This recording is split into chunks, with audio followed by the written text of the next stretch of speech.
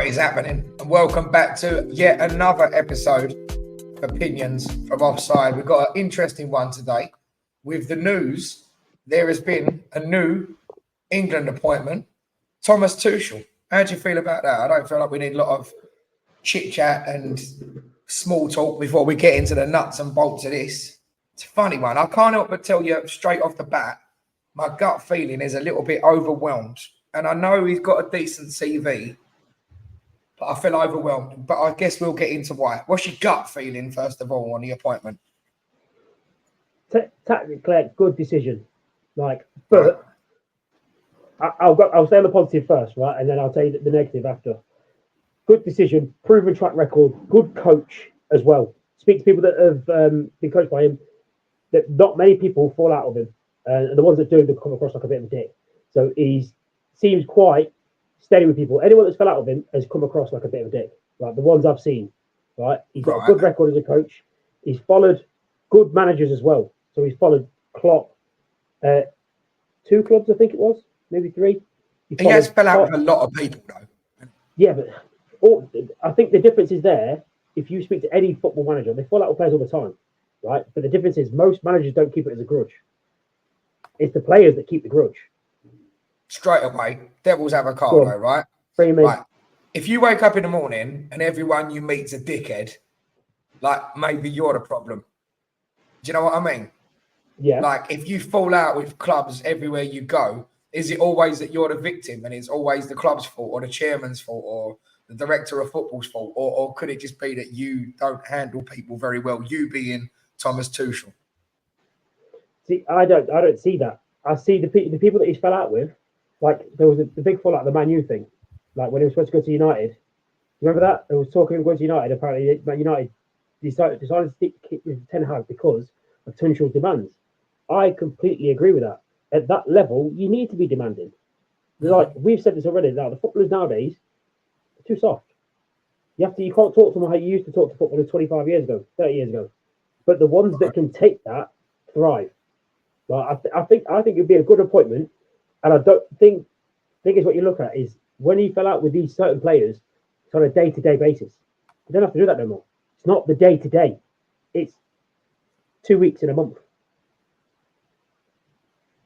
Yeah, it's not the same schedule as dealing with a director of football dealing with a chairman. But, you know, has he had a history of falling out with players? I mean, like more so than the average manager, like you rightly said there. Like that's part and parcel, isn't it? You can't please all the people all the time. But, you know, what if you pick whoever England's star is? What if he ends up upsetting him? Maybe it's good for him. Maybe it would have been good for Southgate to say to Bellingham, you're not playing in the 10. You're playing in the 8. That's what you play. But, well, I don't want to play the 8. All right, Sam. You want to battle out for the 10 position that got better players. You're not playing. Yeah. Maybe that's what some of these players need. There's I don't know if you've seen it. There was an interview, I think it was last week, with Benny McCarthy, right? Benny McCarthy was coach at United for 2 years, I think it was. And he was there specifically as a forward coach, basically what Van Nistelrooy was doing, right? And he was brought in there, and it was the 2 years that Rashford looked good. Like, really looked good. And you asked Benny McCarthy about the conversations he used to have. He basically said, when you're speaking to some of these footballers, they're used to people just saying what they want to hear. And they start to believe it. Benny McCarthy, South African, comes with no nonsense. He brought himself up, wasn't really given a lot, earned a lot. Fair play to him. I mean, I didn't realise how good his goal record was. When you look at it, do you know in his whole career, from his peak years until he was 20, till he came to the Premier League, he only went more than 3 consecutive games without scoring twice. That's crazy. Yeah. You think of that. We had him at West Ham. He was fucking trash. He was useless. He was overweight. And Karen Brady said that he had bigger tits than her. But that was her response. He called her the devil with tits. He said Karen Brady's the devil with tits. And she went, no, his tits are bigger than mine. Slaughtered. Well, who's the bigger tit? Yeah, that's or the true, tit arguing with the tit. Yeah, that's true. He basically said one of the reasons why Rashford, and apparently Rashford still speaks to him today, is because he was straight talk with him. When he did something, he was like, no, what are you doing? That's not what I told you to do. He's not listening to him. He's not listening to him lately, is he? It's not doing him any Well, favours at the no, he's minute. gone. He's been gone. Yeah. He's been gone. Yeah, but you said he still Since he talks signed to that him new today. contract, he's been gone. Yeah, but you said he Yeah, still but he's not talks to him coaching him every today. day. Now, basically not listening to his advice, is he? Or he's not offering it. Well, would you? If you'd just been sacked from your job because you got the best out of a striker, and then they let you go because they didn't give you any chance of progression, so you wanted to go and find your own way, why would you keep doing the job? No, not professionally, but if you're friends, you'd give advice, wouldn't you? And if Rashford still talks to him, he probably still holds his opinion in high regard. You know, he probably like picks his brain and stuff, which I think is reasonable. But how can you do that when you're training with someone else? So you can't expect, especially if what we've said is everyone says what Rashford wants to hear. There's no way he can go into that club and go, right, I want to do this now. Oh yeah. There's always going to be going, well, I understand what you're trying to do, but what you're looking at it from a player's point of view. Let me look at it from the outside. Let's do it this way, get the best out of you. It's not going to work. They're not going to say, they're going to go, yeah, whatever you want. We'll do your training. We'll do whatever you want. No, it's not how it works. This is why managers used to sit in the stands, because it's a different view. And I think that's one of the issues. I don't think it's a bad thing that him falling out with people. And if you look at, like, say, for example, look at how often do you hear about Klopp and the falling out with Salah, the falling out with Gravenberch, the falling out with Mamadou Sakho. You don't hear about these falling outs because it's Klopp. It's different how he manages the media as well. He's very friendly with the media. Tuchel's quite spiky. So the media love to drag things like, oh, you know what happens with the media. When they got someone in their sights, they give them loads. Give them loads. We know this. And I think that's what it is. I think there's certain situations, especially with Tuchel, how he comes across quite spiky. I think people are quite easy to jump on that wagon and get onto him. But I think this could work out for England. It's not the way I would have gone, but I can see why and where they've got the rationale behind it in regards to that. What do you think on a positive side to the appointment?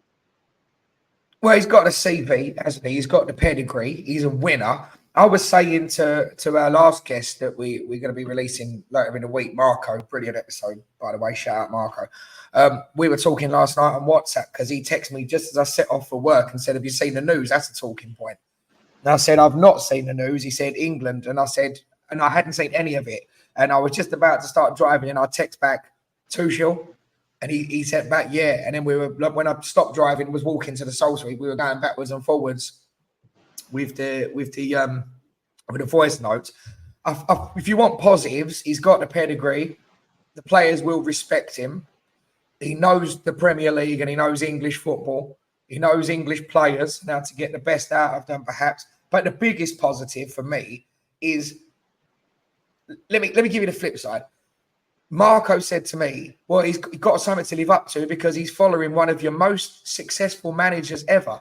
And I said, well, coming from an Italian, that's a very English mentality to have branded somebody who lost 3 times successful. Do you know what I mean? Like, can you hear that? It's an aeroplane, like a low flying aeroplane going over. I don't know if you hear it.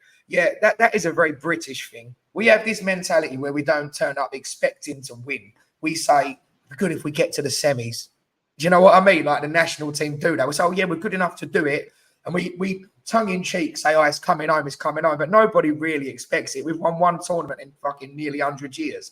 So to this argument that Southgate is our most successful manager for being second place, his first loser. So having failed at the final hurdle 3 times is absolutely ridiculous to me. I gave the analogy that if you're a boxer and you say, oh yeah, I got knocked out, but I lasted till the 12th round before he put me on my ass.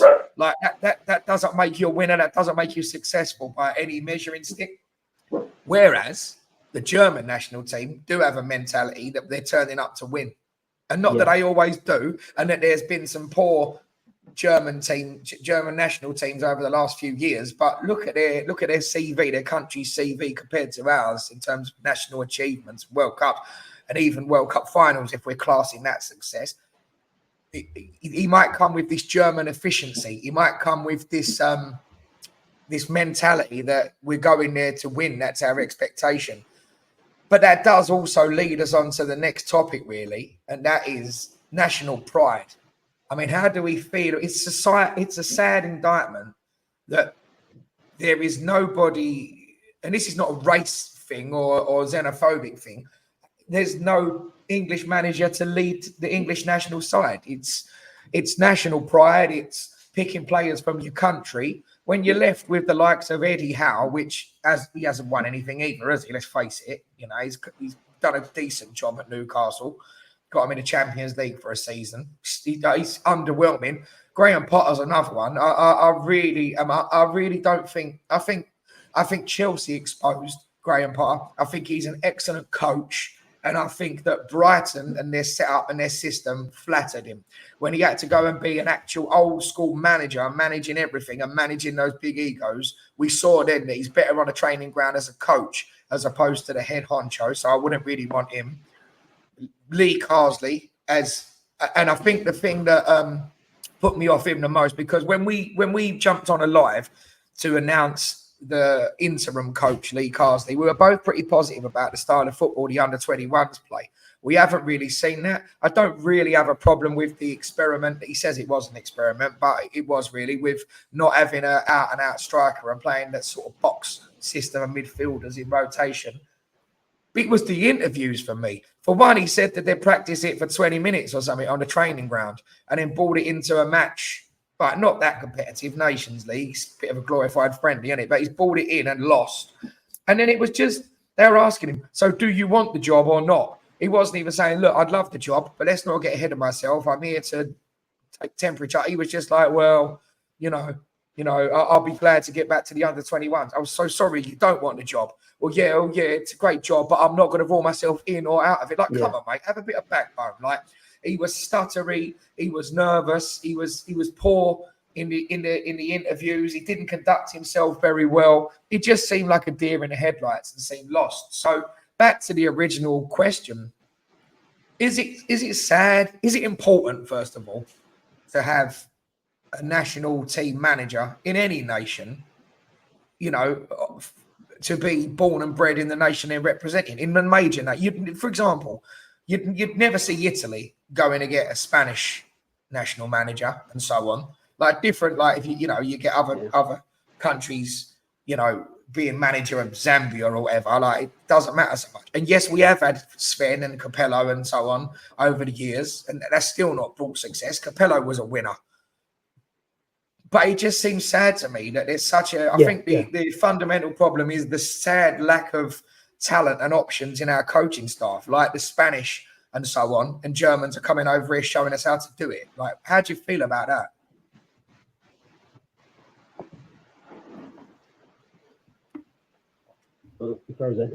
So I've basically got two points for that, right? So the first one in regards to the national manager, right? I don't mind who the national manager is, where he's from, if he's the best for the job, right? But I look at this as, to me, the FA were happy with Karsler. They wanted to stick it out. Otherwise, you'd have got Tuchel from the start. Why you waited this long? He's been out of work. You could have got him a long time ago. That makes no sense. Potter, I think it's harsh to look at it as that in regards to Potter. One of the things I've always said, I think Roberto De Zerbi was the biggest fraud in the Premier League the whole last 2 years, because he basically just carried on what Potter was doing. Yeah, but Potter was also. I don't think it's right. I think look at what happened to the managers after Potter. And these managers are the bigger name. Tuchel was after Potter. Pochettino was after Potter. So these two managers have got proven track record. You're talking about Chelsea and don't know how to do it. Are you talking about Chelsea? Chelsea with Potter, yeah. Yeah, because it's a shit show, the way it's set up with Bowley and so on, and even before that. My argument is Brighton have got it right, like the system and the analytics and all the coaching system in place. Before you go, you said it flattered Potter. I'm pointing out, I don't think it did. I think Potter was the one in there. Brighton's plan for bringing in players is great. Brighton's plan is brilliant. But De Zerbi was a fraud. He copied what Potter was doing. He basically walked in there and goes, it ain't broke, I ain't going to fix it. I'm going to carry on. Once he had to start doing his own thing, they struggled. Last year, they struggled a lot, like Brighton. They turned up for certain games, but they struggled. Right? So and then if you're saying, right, they've gone from here and then slowly went down after copying the last manager, then I think maybe look at the other manager. you can't say that Potter didn't do well in Chelsea because other bigger names didn't do well in Chelsea. So that's my point. That's true. Yeah, whilst that's true, and I hear that point, the guts of that system that was set up for Potter was ripped out before De Zerbi went in, and they took him to Chelsea. They took all load of the coaching staff, load of the spine of that set up to Chelsea. What, the coaching staff? But Chelsea blatantly saw what Brighton were doing, and rather than build it from the foundation up in the same way, they tried to take the cheat code of you going in with their money, being a bigger club, and tried to buy all the pieces, but without any actual cohesion. Is my opinion. That's where, when we look at certain players and they fit in certain clubs, I think that's what that is. The way that the Potter had his team set up worked with the way that Brighton wanted to play. They wanted to bring in the youth players with raw talent, hone the talent, basically shining them diamonds, and then sell them on. Chelsea didn't want that. Chelsea wanted you to give you a star and make him a megastar. It's difficult to do that. With Brighton's plan, you can see, right, this player has this certain characteristic, this sort of style, this sort of play, this sort of physicality. I know what I can do with him. But making a star and shining a diamond is great, but making a megastar is completely different. Different style, different way of doing it. The person needs to play, he needs to have a certain mindset, he needs to want to do it. If you're given enough coaching, even with a shitty mindset, you can get to a decent level. You know what I mean? You can get to a decent level. Maybe not as the same as in regards to football. You need a certain different kind of mentality, but you need the monsters to get to the megastars, your Ronaldos, your Messis, your Bales. You need that sort of mindset to go, I am going to be the best. So I think it's harsh to dismiss Potter. I think I think he's waited a bit too long. I think he's probably been out of the management scene too long now, where he's going to maybe people are going to forget and he's going to have to take a lower job than he's expecting. But I think Potter would have been a perfect choice for the England job. But you should have brought him in. I think you should have brought him in after Southgate straight away. Give him a chance. Damn. If you want a player who has been known for his coaching ability and getting a team to play a certain way, he ticks the boxes. You want him English, you want to play attractive, and you want to play attacking, you want to play with young players. That's what he's basically proven he can do. So fast forward to the end of the season, and you're saying about no managers have really gone in and done much more than Potter, and you cited Pochettino, which I don't really particularly rate him anyway. He's not really a winner, Spursy, isn't he? But fast forward to the end of the season, you don't think Maresca's going to get better results at Chelsea than Potter did? I think Maresca's basically got the number of players. Maybe I'm wrong, because if you look at that team now, you take out Cole Palmer on that team, that team is terrible. Like, genuinely, you take out Palmer of that team, where are you looking? Which one of those players they've got in that Chelsea team? Yeah, they've got a conveyor belt. They're buying them. Yeah, they are, but that's sort of their model. That's how they make it sustainable with FFP. They sell a couple of youth players and it's 100% profit. But they've got like Maduaki, like a lot of people give that.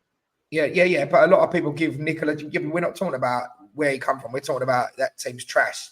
Taking out Cole Palmer, aren't we? Yeah, but that's what I'm saying. He scored a hat-trick the other day. Who set up all three of his goals? I don't know who did. Cole Palmer got set up all three of his goals for his hat-trick. Yeah. Who's hat-trick? Maduekis.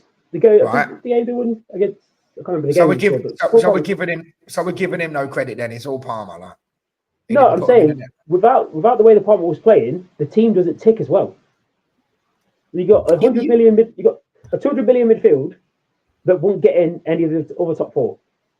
Bloody hell! But you could say that about any team. If you take Salah out of Liverpool, they're not the same. If you take Bowen out of West Ham, they're not the same. You could say that about any team. But you put Salah in Arsenal's team. Right, but Arsenal would rather have. Arsenal was so deluded; they'd rather have Saka. Yeah, but a manager wouldn't. They'd understand. Yeah, Raya. Yeah. But Salah will play for Man City.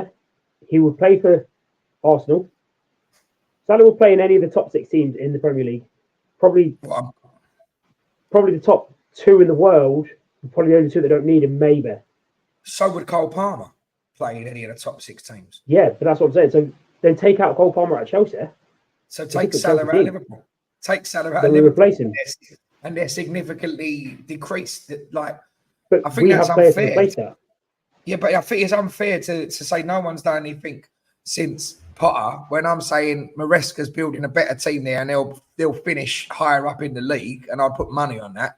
And you're saying, yeah, because they've got Palmer. But my counter argument to that is you've got Salah. And, other than Man City, have got a plethora of stars. Most teams have got if you take their most important, most influential and best player out, then of course they're not the same, are they?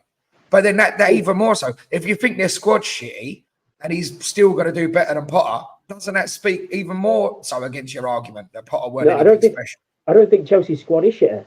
I think what Chelsea just said that. You went take away Palmer and that squad's trash. That's not what I said. I said the team is run by Cole Palmer because Cole Palmer is a megastar. You take Palmer out of that team, the other players don't perform as well. They've got good players, but what I'm saying is that's not due to the management. The manager is not picking these players. He picked Dewsbury Hall. That is it. The other players were already brought in. They were brought in under Pochettino. They were brought in before that. They brought in the players that they've just bought. They bought Madueke, Mudryk, because Arsenal wanted him. That's a ridiculous way to do this. That's been a flop. But then he's come in and he's taken the play. He's taken working the cards he's dealt with, and he's still going to still finish further up and higher up than Potter. If the Liverpool job came up tomorrow and there was only two candidates, it was Potter or Maresca. Who are you going for? I would personally prefer Potter. Maybe that's right. You know why? Look at how Chelsea defend. Right. They don't defend. They're awful at defending. They have this mentality of they can score more than the other team because they're just going to stand up front. When we analysed the Brighton game, Brighton went in there with a kamikaze, absolutely crazy way of playing a high defensive line against pace. Are you mad? And they didn't change it. For 75 minutes, they kept doing it and kept conceding, and it's crazy. I mean, if Maresca does do well, fair play. But from what I've seen, Chelsea don't have a style of play. It's give the ball to Palmer. So back to the subject then of national pride. You're not bothered about an English manager being English, whereas part of me is bothered about that a little bit. But are you saying you would rather have had Potter than Tuchel? Yeah, I would have. Yeah, but I'd have brought him in. But so what has Potter won to deserve that job? And you're talking about how he's left it too long. But if he was that in demand, people would be beating his door down and money talks, offering him jobs. No one's offering him a job. He's been offering jobs. He's turning them down. He's been offered a couple of national jobs. Was he waiting for the Real Madrid job? Apparently his eyes on Man U. Apparently. Did you see what I sent you yesterday? No. What did you send? Hang on, I'll see if I find this. I can put it on. I scrolled past this quickly and I thought, what the fuck? Oh, yeah. Yes, I did see that. Oh, my God. You know what? I'm 100% behind that. I bet you are. Either that or David Moyes, eh? Oh, bring Boise in. Bring Boise back. 70th minute to start warming up subs and another 11 minutes until you get a corner. You might as well tell the subs to turn up at half time, ain't you? Crazy. It's ridiculous. So let's get back to the subject of the England manager. Like, so remember, go on. Go. Because I remember I said to you about another option that I'd heard about, right? So this would be good to hear your opinion. So this would be my plan, right? So there was talk after I think it was the Finland game. Roy Keane said, why the English FA have not gone to try and get Pep. His contract finishes at the end of the year. He usually takes a sabbatical. The English job is part-time, right? And then someone also mentioned separately, why don't England have a full-time manager and then bring a part-time manager in for the Euros?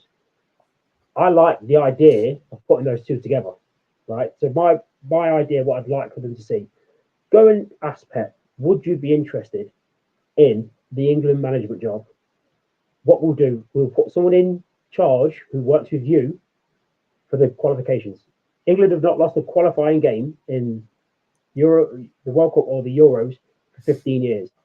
Like the UEFA Nations League don't count. It's rubbish. So we should qualify, especially now they've expanded how you qualify. More teams can qualify. We should qualify still regardless. Any decent nation should. Say, for example, you've got Lee Carrs there. Right, Lee Carrs, you're not going to be England number one. So what we're going to do, you're going to be assistant manager in England. You're going to do a couple of days a week with Pep at Man City. So you're learning from Pep, so how Pep wants to play. You take charge of the England games during the qualifications with Pep's guidance on the side. So Pep's not actually doing two jobs. He still gets his break. He's telling Carsley, this is how we want to do it. This is what we're looking at. It's sort of like a two-way thing. When it comes to the Euros keep or the World Carsley Cup, for the qualifiers.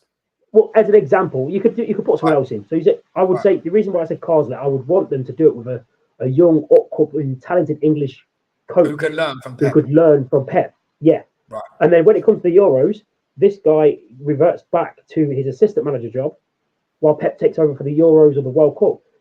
You might think, well, he's qualified, so he should be leading it. No, because he knows the plan. He's learning from the best. We have the best in charge, giving us the best chance to win a trophy. So imagine that's you, right? You're my England assistant manager, right? I'm Pep. I'm the manager of Man City. You work with me 2 days a week. You're in our training sessions. You're around the players, maybe even 3 days a week, 4 days a week, whatever. The other 2 days or whatever, you're just checking out the players, the England players. You're watching them. It then comes to England Select. We sit down. We have a chat. Right, you now know how I want to play because we spoke about this. I want us to do this, play this way. I'll give you, right, these are my suggestions of what sort of players we want. What do you think? We come back and forth. We both agree on the 25-man squad for the qualifiers. You take care of the qualifiers. I'm sitting back seat, just watching from afar. When it gets closer to the tournament, I take a bit more involvement. I then become the manager. You then revert back to your assistant, but you've now learned from me in that position from not only from Pep from the Man City side, but from how I do up close, and you've had experience of running the England team as well. I see that as a win-win in all scenarios. But we can't do that now because we've appointed Tuchel, and then he's got an 18-month contract, 15 games, and in a year's time, Pep will be out of contract. Is he going to sit on the sidelines for 6 months and not take another job when he's the hottest property in world football? No, because Pep could still do that regardless of his other job. Because he's not going to be full-time. But I can understand that working with the likes of Carsley, who would look up to Pep and learn from him. But you devil's avocado, Tuchel ain't going to sit there and play second fiddle to Pep. I don't know enough about Tuchel to tell you if they've got even vaguely the same sort of style of play. Is it a case of like too many Chiefs, not enough Indians? You know, like too many cooks spoil the broth.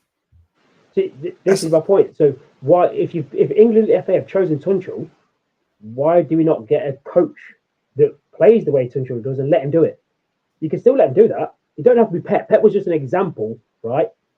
That Pep would say Tuchel's now the manager. The idea was this was before the Tuchel thing.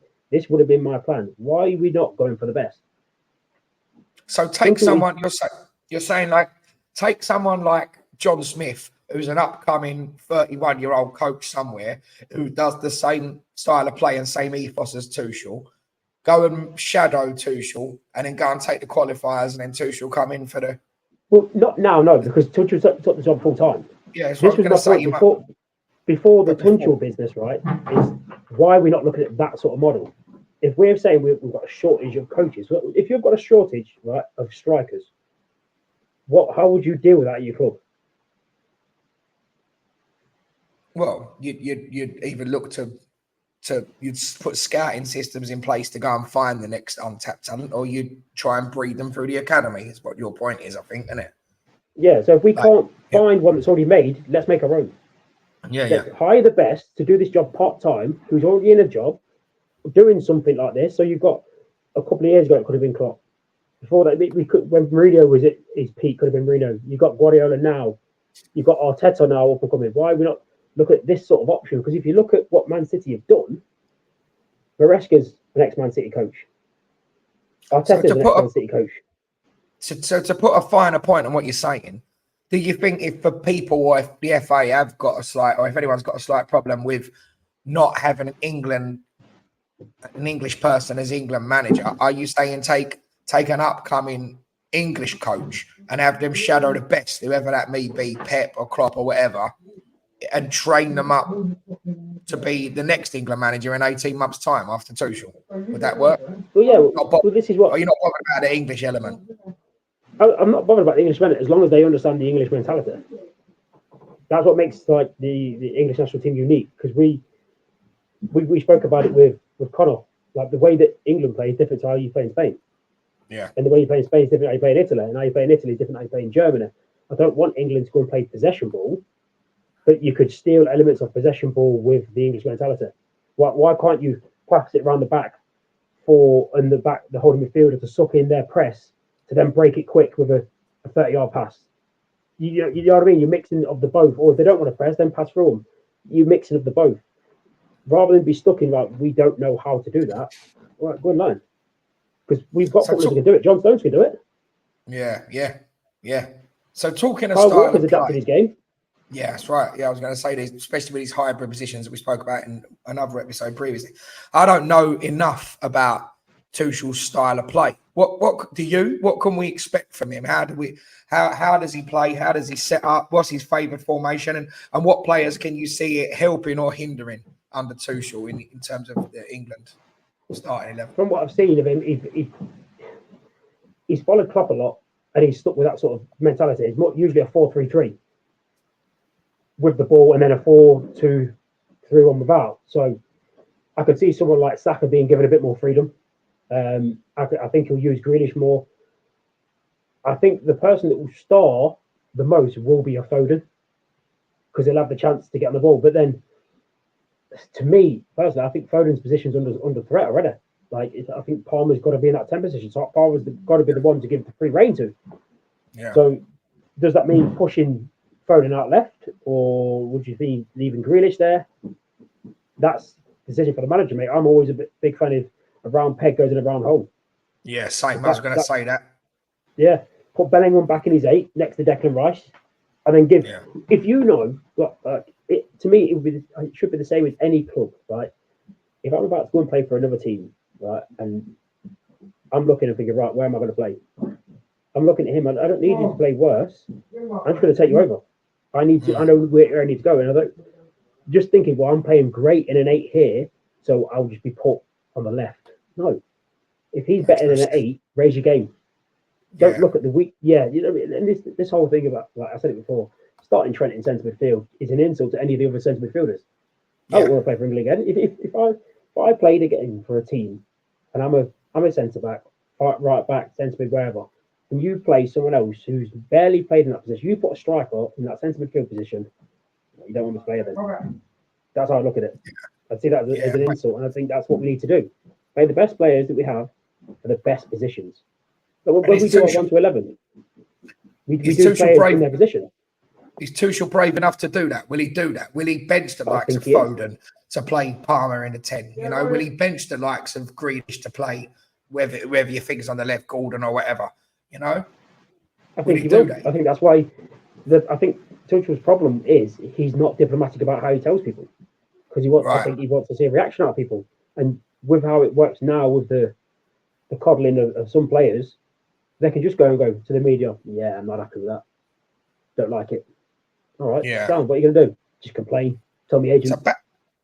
So back to his style. You said he's sort of like mirroring Klopp. Has he got that same sort of like exciting, get the ball forward quickly, crash bang wallop, sort of take a gamble style, or is he more sort of slow and patient build up at the back like Pep? If I'm honest, I'd say he's more slot. Right. More deliberate with the play, but still wants to do that sort of thing. He's not as loose and as entertaining, but a bit more controlled. That's the way I'd sort of go for it. But then again, if you look at him, he's adapted. Like when he was at Bayern Munich, I know they let him go, but then they were signing a position to bring him back. Like that's crazy, considering he's supposed to have fell out with all these players. They'll sign a position to bring him back. Like that's madness. Perhaps we should have gone for Vincent Kompany for England. Imagine, I just don't get. Imagine being relegated because you refuse to change how you play to go and get one of the biggest jobs in the world. It's mad. It's mad. So next question. I've got a couple more questions on this that we'll bounce around with each other.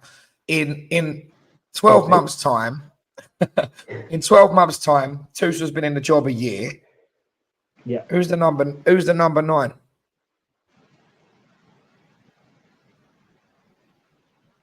That's an interesting one, isn't it? Because we're another year down the line with Kane. I'm going to say Watkins or Nketiah. Nketiah. Yeah. If Nketiah can play, he'll suit how Tuchel. Oh, I've seen him play before with players. He likes the pace. He likes the work rate. Nketiah's got that, and he has that clinical part of him when he's on form. I think he's just got to play. He has to show it. And I'm surprised that Lee Carsley's not given the chance. That's if he's brought in other players from the under-21s. Yeah, they've been playing for their clubs, but the reason why Nketiah wasn't playing, he was in that Arsenal front three, and I can understand a little bit. You need to be playing, but he's seen him play for the under-21s. He's been brilliant for them. Give him a chance. And he chose not to. I can understand that. Yeah, broken the I can records for understand under 21. But that's really kids football, isn't it? There's a disparity in standard. Like he didn't bang the goals in for Arsenal, really. You know? You know what? Surprisingly, when he played, he did. His goal record for playing is not the worst. I mean, That's he ain't not the no Franny worst. Jeffers. He's not the worst, but we're trying to replace my mate, aren't we? Harry Kane in terms of record for goal scoring for England. So it's here he is. Here's our mate. There's our mate Harry. So yeah, you know, he's got big in terms of numbers, he's got big shoes to fill. Just, I mean, trying to think back, like, does he use that kind of mobile Ollie Watkins style number 9? Because last year there was a period, I think, where Ollie Watkins was the form centre forward in the Premier League.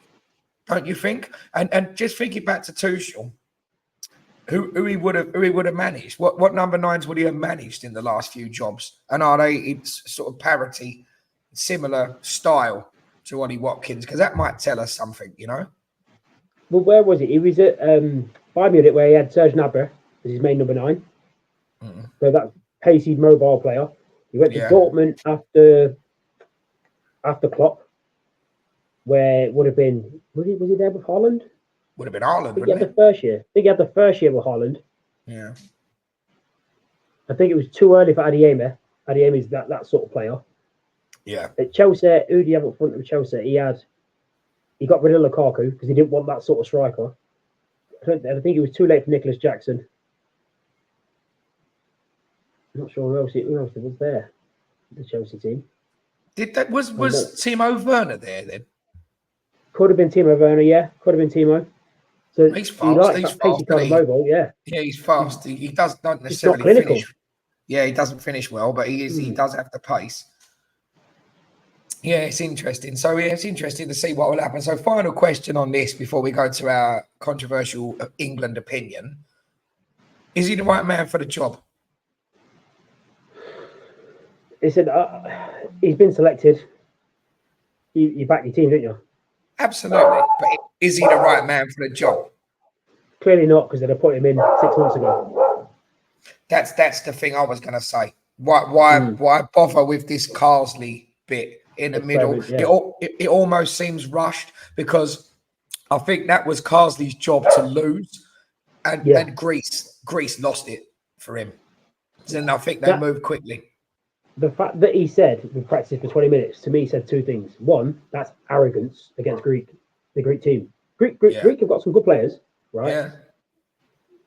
No, not many international teams are mugs, especially when they're playing for the nation. And you just, we tried it 20 minutes before we try it here. Right. So if I'm one of the players that's been benched for that, I'm disrespected, because you chose to try a system that you tried 20 minutes with 4 players running around with no one up front. Do you not understand the difference it can make having a centre forward standing there? Like, it just makes a huge difference. You chose to do that. So you've got probably the most informed player in the world at the minute in Cole Palmer, and you don't play him in the position where he's been informed. You've got Anthony Gordon, who's been playing really well at the minute. You don't want to play him in a position. Like, what are you doing? It's disrespectful for any other player. Just because, I mean, we spoke about how good Liver Giroud was. In the other episode, we spoke with Marco about Luca Tone. How good he was. He didn't get any goals. And I think it's Vicente Encuentra. He was just a pain in the arse. He just occupied defenders. It's a nuisance. But he's a nuisance to other people to be good. Why are you not using players like that? Harry Kane's not doing that. So play players that will. Or if Harry's not going to do that, like we said before in another chat, he needs runners in behind. And we've got players that want the ball to feet. So either stick with Kane and play to his strengths and bring Sterling back, or instruct you wide players. I need you to get in behind to take up the centre forward position when he drops into the space. Or go, Kane, you need to stay up front, or I'm going to have to put someone else up there. If you want to play the 10, you compete for the 10s. Yeah, that's what lost it for Carsley. And 2 more things lost it for Carsley as well. the omission of Jared Bowen from the squad, and he came up against big Mavropanos, West Ham centre back, who dominated the game. Did you see any of the game? I didn't see any of it. I was working. No. Well, I didn't either. You know, I was working, but apparently Mavropanos was like a monster all over the place. So strange old thing. Maybe with Mavropanos, it's one of those Maguire situations. Greece defended differently to how I'm assuming West Ham were trying to defend, and that suited him. It's horses for courses. That's what I'm looking at. Like, if we've said it before when we spoke about West Ham, like the transfer strategy seems a bit scattergun. You don't know if you're going to play a certain style of football, you need to buy a certain style of player. Round pegs, round holes. Yeah, you keep going back. Round heads. Round heads, round holes. That's it. So, do you think we're going to see us win anything with this German mentality and efficiency? Do you think we're going to win a tournament? On a positive note, I really hope he comes in with this. Right, this is how I'm going to play. This is how I want you to play. Do as I say, or don't play because I want to win. That I'd love him to come out with that message. If you don't want to buy into what I'm going to do to make us win a trophy, your national team, let me know now, and I won't pick you. Yeah. I won't pick you. You can spend 3 years in the wilderness and go and play for another national team. I'll bring someone who's willing to do what I want them to do so that we can win the trophy. What you've done before got you to 2 finals and a semi-final. So you're 2 first losers and a 3rd and 4th loser. I want to be a winner. Yeah, that's what I'd like to see. Me too. That's exactly it. Right. So we've actually got to finish off on this one. England-related unpopular opinion. Now, see, I'm not really going to be able to argue against this, but let's hear it, and then we'll sort of throw it about. I'll give you the facts, right? I want people that are watching to give us their views on this in the comments. Yeah. So let me say it first, right? Then what I'll do, I'll back it. I'll let you say football-wise. I'll give you the facts and see where your mind is then, right? Okay. It does sound wild, though, what you're about to say. It does sound wild. When I said it to you, I've said it to 2 people and they've gone, what? Like, yeah. So, Jude Bellingham is 21 years old now, right? Jude Bellingham's career now, compared to Dele Alli's career before, as he hit 21, Dele Alli was a much better player. It's mad, isn't it, to hear it? This is not my opinion. This is what I've heard, and I looked at it and went, I completely get where you're coming from with that. Right, tell us the stats, and I'll tell you why you're wrong. Right, so Dele Alli's stats, before the age of 21, he played 129 games, scored 37 for club, 24 assists, played 10,500 minutes with 37 international caps and 3 goals. Jude Bellingham has played 92 games, 79 top flight, and 13 championship. He's got 12 goals. This is before the season just finished, the Real Madrid one, his first season at Real Madrid. He got 15 assists. He'd only played 7,000 minutes, got 36 caps for England with 5 goals. It's a better goal ratio. Only for England. For England, yeah. Not for club. Right, yeah. But for England, and this is the theme of the show, but go on. Yeah. Is that all your stats? That's the stats we got. That's numbers wise. That's numbers wise. Yeah. What are you thinking football term? What does your heart say? My heart says 2 things, really. One's the banker that's going to win this argument. I'll do the first one first and save you for the knockout punch, right? You've got to factor in. See, when we're talking about our all-time best players, all-time best managers, you often say, and I agree, where's your metric? What are you measuring it against, right? Now, the standard of opposition would have probably been much higher for Bellingham, right? And second of all, sure? Second of all, Dele Alli played for Spurs, so he don't win any. He don't win any argument. So that is the banker. Really, that is. We could argue and both agree Dele Alli, and he'll drop it and lose it somehow. Exactly right. Even if he won the trophy, he'd drop it, and Harry Kane wouldn't lift it. So they'd all be looking and scratching their heads, wouldn't they? So you've got right games wise. Jude Bellingham played for Borussia Dortmund, who were the top 2 teams. So majority of the teams he played for were inferior opposition. Yeah. Agreed? Yeah, that's fair. Yeah, that's fair. So should look better than the players around him.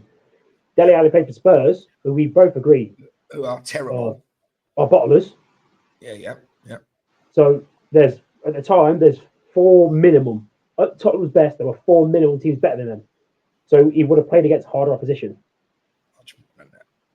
I mean, as a minimum, for the argument's sake, you know what I mean? 19, All right, say 19 Premier League teams, I suppose. Yeah, right. So there's not. Yeah, I'm giving it loads, and we're playing them on Saturday, so it's better to come back and bite me in the arse. Yeah, it's all bad. It's harder for him to look better when he's playing against better players. There's easier ways to stop it, especially when he was a star and he was having that link up with Kane. He looked good, so you understand what's going to happen. I need to stop him, and he was still scoring, still doing his bits. So he's being marked more than Bellingham was. Bellingham at Madrid, I know he got 19 goals, I think it was last year, maybe 21. But you stop Bellingham, you got to deal with Vinicius. Stop Vinicius, you got to deal with Rodrigo. And before you even get to that, you've got to get the ball off Kroos or Modric or Tchouaméni. But then, devil's avocado, just for the sake of argument, where's Dele Alli's big move? Where's Dele Alli's big move? Because Bellingham went from Birmingham to Borussia Dortmund to Real Madrid. Dele Alli's gone from Spurs to wherever, to Everton, to obscurity. From MK Dons, where every major team wanted him. That maybe So what happened then? Because he ended up at Spurs. Yeah, well, there you go. What more do you need? We know what's going to happen. He fought the curse of Spurs for 4 years, and then it finally caught up to him. The curse of Spurs. I'm loving it. The curse of Spurs. It catches up to you. So I don't actually know what happened to him, but he apparently had some off-field issues. Like, I don't know if it was mental health or things in his, but I don't actually know what happened. Do you? Yeah. But you don't feel comfortable saying it on here?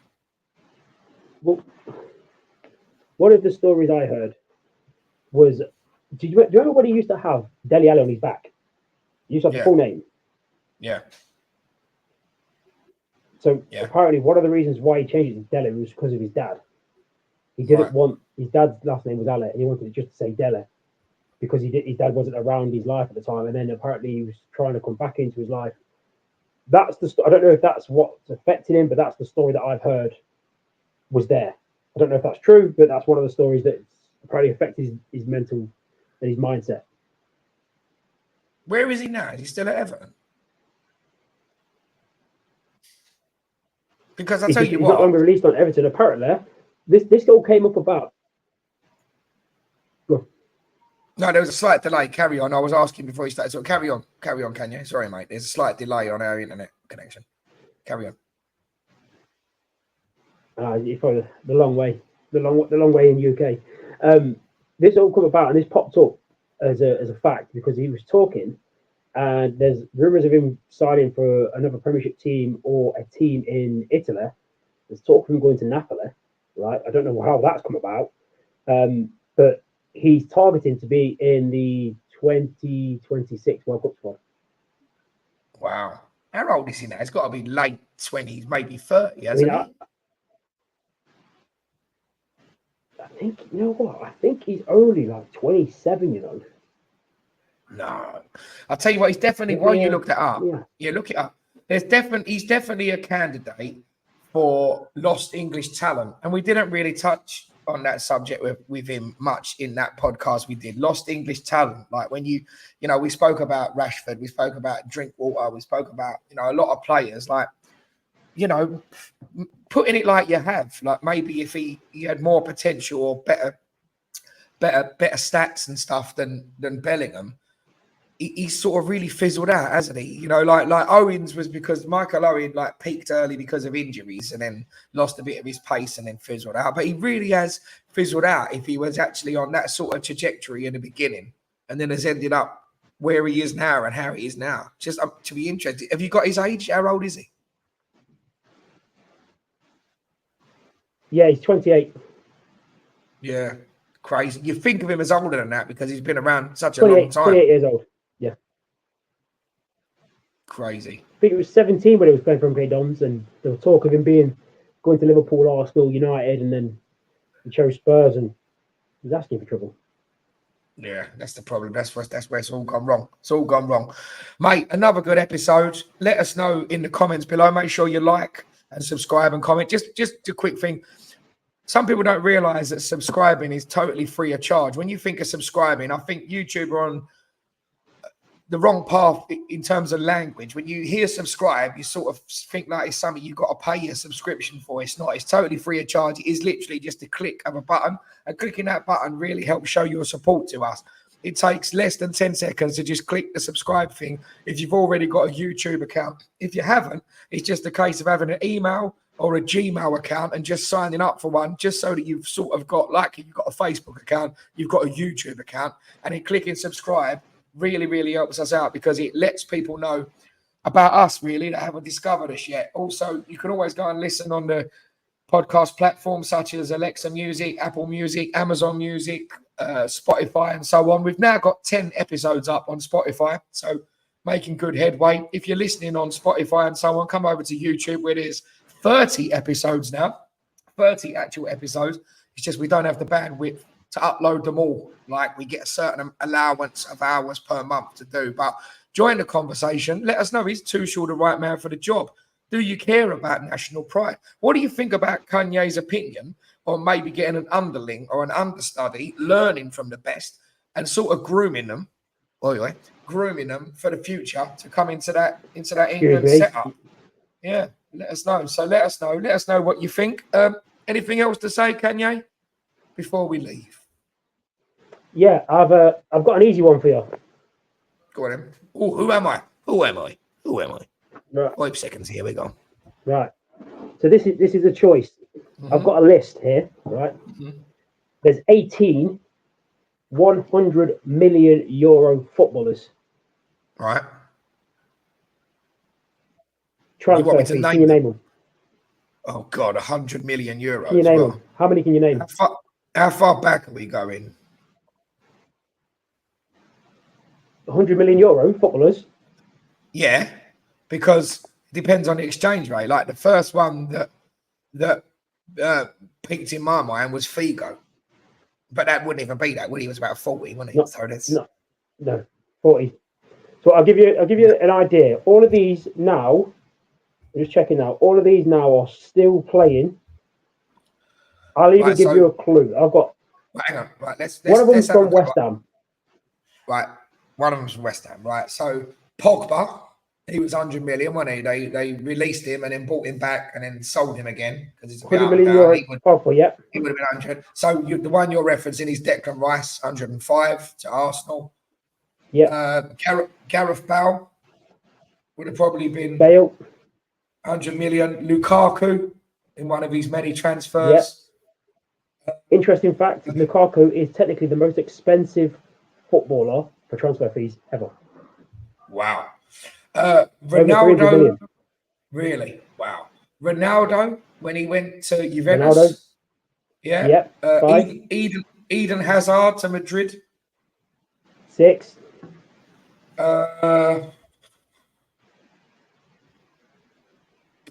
Trying to think of. Tell me if you want a clue. Grealish would have been 7. Yeah, Man City to Villa. Vinicius Junior. Vinicius not. No. You've currently got 3 of them that play for Chelsea. Coutinho to Barca from Liverpool. Yep. From Liverpool. 8. João Felix. 9. Fucking hell. It's harder than your think. Mate. Harry Kane. 10. How much was that? 100 mil. 101. I think it came over million euros. Mbappe. 11. Would that be for PSG to Real Madrid, yeah? No, that's a free transfer. It's from Monaco to PSG. 166. PSG. So Neymar, I'm thinking PSG now. Neymar. Yeah, Neymar. 12. Who we've just been talking about? Who have we been talking about? Yeah, no, Dele Alli. Oh, Bellingham. Yeah. Bellingham. Yeah. There's still What two more about- at Chelsea. 2 more at Chelsea. We've done Lukaku. You've got another one at PSG. You've got one at Atletico Madrid. What about Dembele? Ousmane Dembele. That's the other one Yeah. at PSG. Yeah. Yeah. 2 more at Chelsea. Well, Mudryk, how much was he? The sprint. Mudryk was just shy. Just shy of Right. Mudryk.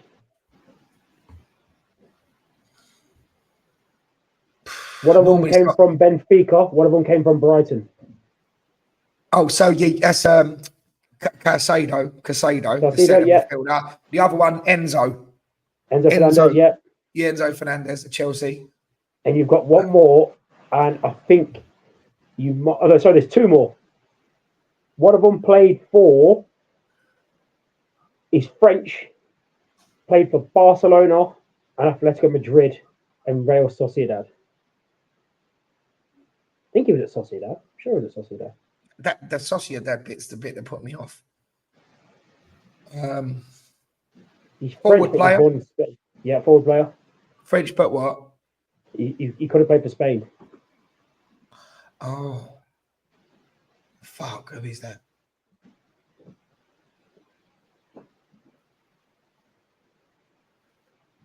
Atletico Madrid Black. wouldn't play him. No, Atletico Madrid wouldn't play him because if he played so many games, they would have to buy him. So they get if he started so many games, so they started bringing him off the bench. Forward player, yeah. Yeah. Oh no, Still play now. not Osherman. Never Nope. played for them teams. No. No. What's the fucking name of the? Played for the French national team against England. Doesn't help me. I can't think. No, go on. Tell me that one. Antoine Griezmann. Do you know what that was when that was the first person I thought of French for Atletico Madrid. I don't ever remember him at Sociedad. Sure, he came from Sociedad to Atletico Madrid, and then Really? went to Barcelona. Then Right, Barcelona back to Atletico, and then Yeah. Atletico did that deal where if he starts so many games, he'd have to sign him for so that much right? money. So they started bringing him off the bench. Yeah. What a player though, Griezmann. And who's the Yeah. final one? Who's the final one? Let me have a go. Final one. All right, this is the best guess who. I'll give you 5 questions. Yes or no's.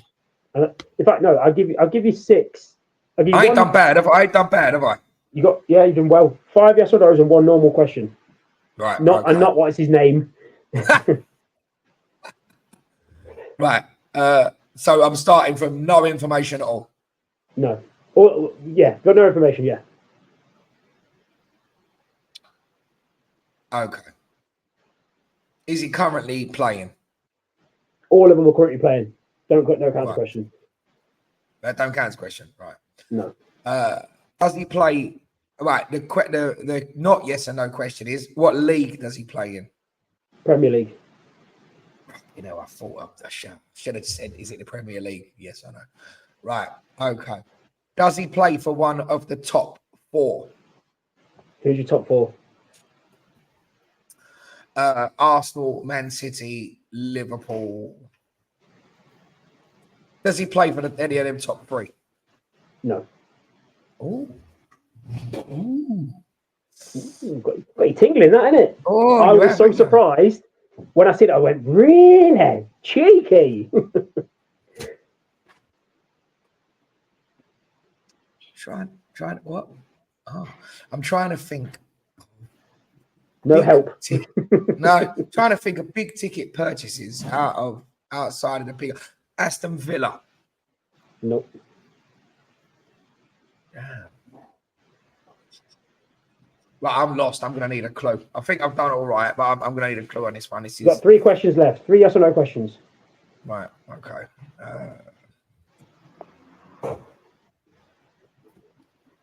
Million player. In the Premier League.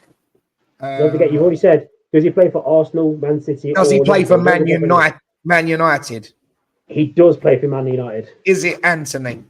It is Anthony. Yeah, got it in the end. Yeah, £85 million. He scraped into the 100 million euro player. Yeah. That's what I figured out at the end. Mad, isn't it? That's crazy, mad, ain't it?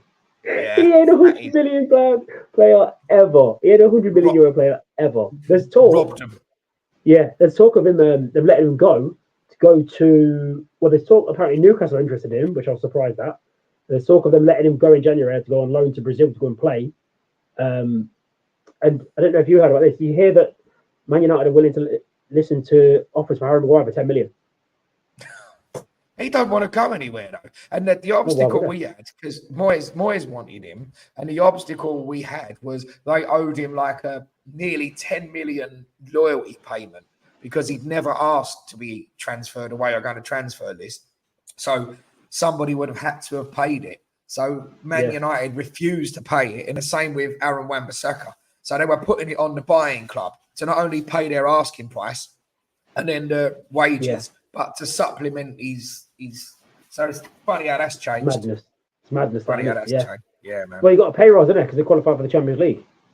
Yeah, that's what I mean. It's crazy, isn't it? It is crazy. Crazy.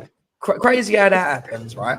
But the other end of the scale is you might sign for a team, but there'll be a clause in your contract that if you get relegated, your wages cut in half. Yeah. Do you know what I mean? Madness. Yeah. Anyway, anything else to say? Leave us with before we go? I'm good, baby. Nice one. Another good episode. Get in the conversation, like and subscribe. Let us know what you think. Give us your controversial opinion. Let us know on that. I'm interested in that. If anyone's even listening to this, let us know in the comments below the controversial opinion that at this age and younger, Dele Alli was a better player than Jude Bellingham. Let us know. You sure you ain't misread it as Job Bellingham, his brother? No. Well, tell you what, if anyone has any other suggestions on players they think were better before that, and drop them in, and we'll compare stats and we'll bang it in. You know what we need to do? Starlets. We need to do top 10 young starlets. We did wonder kids that never lived up to expectation, failed to hype. Let's have top 10. Let's have top 10 like under 21s up. Look, took the world by storm. Players that lived up to potential. Players that came up. These should be stars and became stars. Exactly that. Let's do that. Let's do another. Yeah. Right, mate. Until next time on Opinions from Offside. We'll see you again soon. Thanks, everybody. And keep balling. Keep balling, baby. Let's get down to that music. Get down to that music and play us out. Where is it? I can't even find it now. Baffing around at the end of the podcast. Now my computer's frozen. Here we go. Let's have her outro. Oh, beautiful. Little bit of Harry Kane to see us.